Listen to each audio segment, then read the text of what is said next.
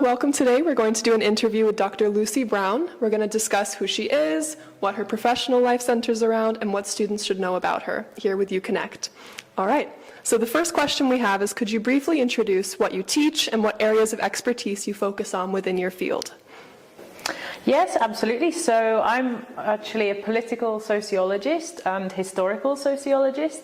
So I tend to look at long-term social trends and changes that relate to really significant features of humanity. So a lot of the things that I focus on are questions of like the transformation in gender relations, or looking at things like the transformation in information transmission and the ways that people understand knowledge. So these are kind of key elements that have been part of my interest so far, but I'm actually now heading off in the direction of artificial intelligence and the social impact that artificial intelligence is having and probably will have on society. So I teach courses that are a little bit more related to these subjects at the moment. So gender, power, social relations. I teach courses on politics, left-wing politics, social crises, post-colonialism and political sociology. So these are kind of the directions that I'm interested in. So bringing the PPE core ideas into more concrete real-world examples through sociology as a framework.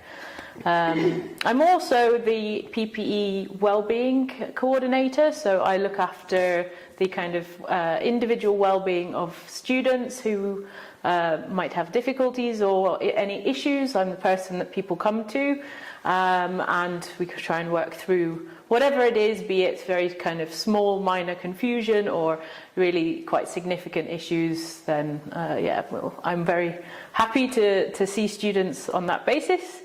And I'm also the kind of head of the PPE Society. So I'm in charge of all the clubs and the kind of student events that people are running. So again, if you're interested in starting a new event or a new society, then please get in contact.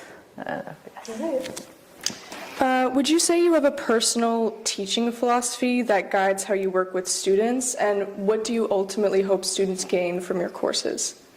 Yeah, so I would say my approach tends to be really, I like a more collaborative atmosphere. So when I'm teaching, I like people to ask questions. I like to introduce questions throughout the lecture and have class debate and discussion, so that there is a kind of confidence being built in having an opinion or having an understanding and being confident in sharing it with others and disagreeing with each other as well.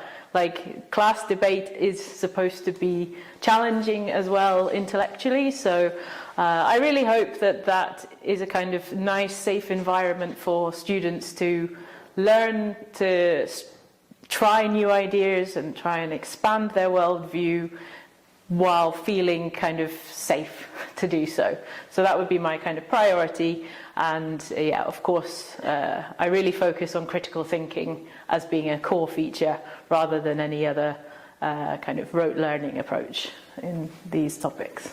Okay, perfect. For the next question, what can students expect when they join your courses, especially regarding the use of new tools and technologies like artificial intelligence? And what do you expect from students in terms of engagement or curiosity?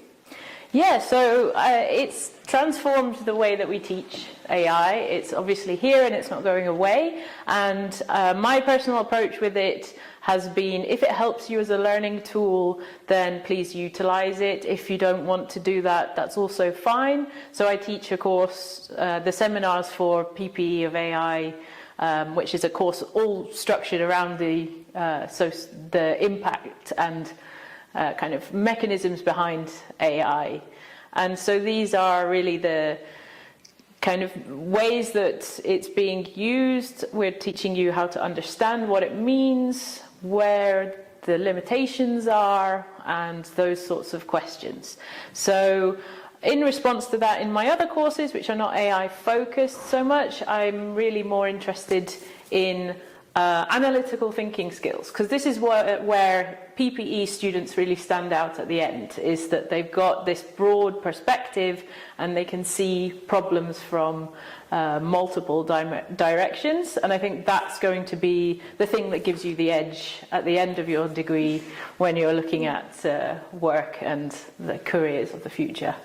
Yeah. So you being a part of the AI Institutional Transformational Research Group, how does your work with AI influence your approach to teaching and researching history?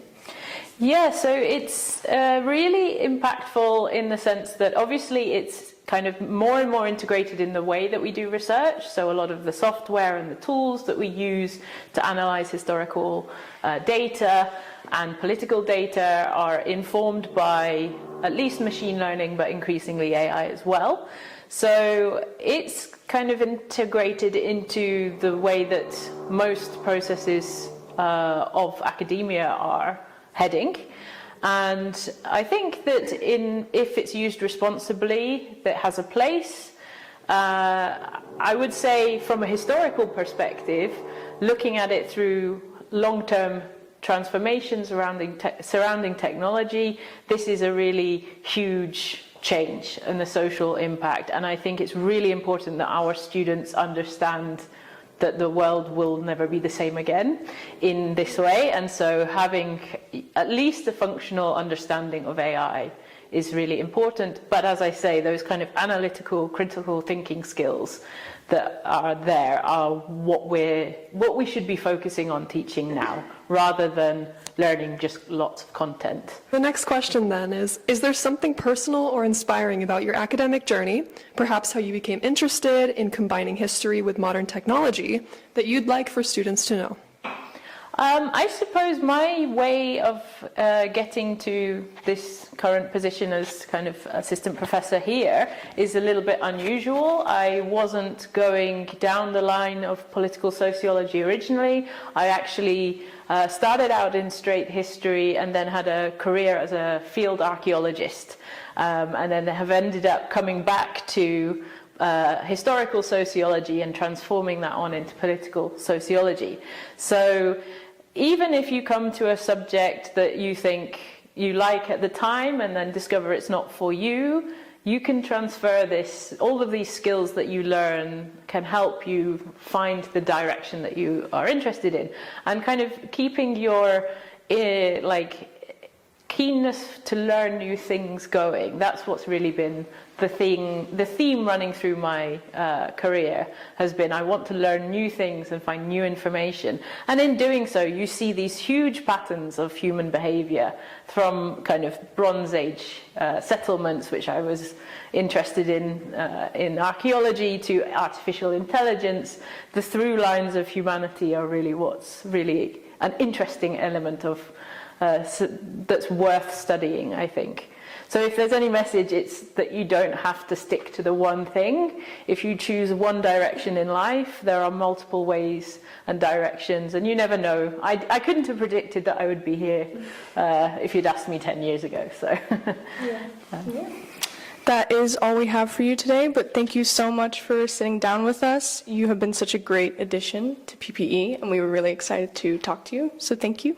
Oh, thank you very much. This is wonderful. Thank you.